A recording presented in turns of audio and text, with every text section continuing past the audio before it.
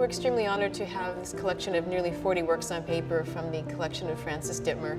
Frances had the most extraordinary eye for works on paper. She was an amazing collector in all mediums, but this was her particular passion. Not only looking at classic works on paper by well-known artists, but emerging artists and the way they express themselves on paper.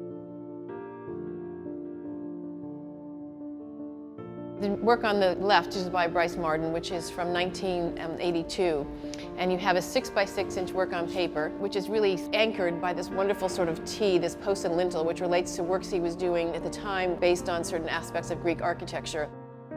Next to this drawing, you have a work by Richard Serra, an early work from 1972-73. It's a very powerful drawing, and as we know, Richard Serra's sculpture is incredibly powerful in itself. But I felt it was so interesting to see this large charcoal, beautiful drawing on a 40x40-inch work on paper compared to a 6x6-inch work on paper, and somehow they both hold the wall equally. It's really interesting to see the ability for an artist to have this kind of vision. I felt this was so wonderful to see because rarely do you see a work that really approximates what Serra was doing at the time. This entitled work, which is charcoal on paper from 1966, is the earliest Brice Marden work from the Dittmer collection. This is the first one, which really gives you a very clear vision as to the ideas and the concerns that Brice was contemplating. The paintings he was making at this time were generally monochromatic, using a mixture of beeswax and encaustic, sometimes oil on canvas, with a beautiful unfinished edge.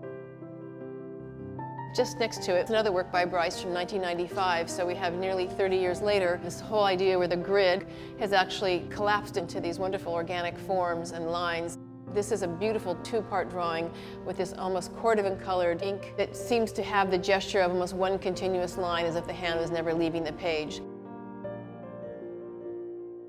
This is one of the wonderful highlights of this collection. It is a drawing by Selman titled Galaxy Hydra from 1974.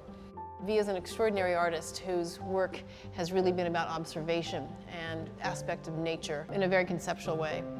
She really defined her work by looking at sort of forces of nature, such as the ocean, clouds, the night sky, the galaxies, and obsessively detailing them in her drawings. Sometimes quite small scale, sometimes larger scale, but generally these very intimate kind of frames. This is graphite on paper. You can imagine these are very labor intensive and take the artist enormous time in which to get that effect, which is effortless and so luminous and so wonderful.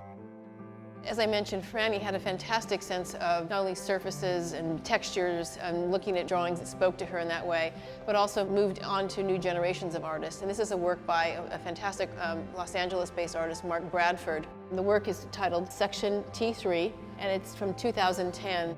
Bradford was born in 1961. He's been well recognized as such an important young artist of his generation. He would often use found materials, such as taking paper off billboards, pulling materials away from kiosks or advertising. He's really an artist who's about material, about layering. So there's a fantastic texture. You sort of see these star forms. It's very all over. We really have very few works on paper by Bradford. I think it's spectacular. I love this Richard Prince entitled With de Kooning from 2008. It relates to a body of work he was doing at the time, which is appropriating images of famous de Kooning women paintings from the 50s and using them in paintings as well as works on paper and collages.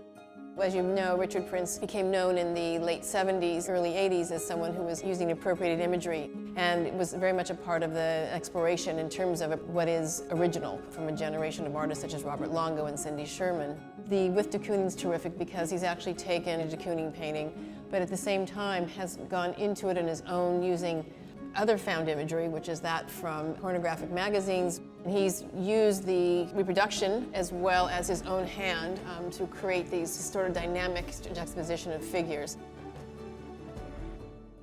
Another work that's very powerful and really takes drawing to another level and shows the breadth and sort of interest of Frances Dittmer's exploration of the medium is this fantastic, almost like a painting on paper by Marlene Dumas. It's a standing figure titled Lorelei, after the mythical figure. Most of her works on paper are defined by being works in black and white, sometimes with gouache, but dark figures, very, very intense.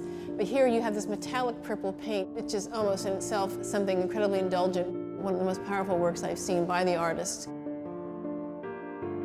Walking through this collection, one not only sees the great passion and spirit that is behind a collection like this, and that certainly is the meticulous eye and warmth and knowledge of a collector like Francis Dittmer.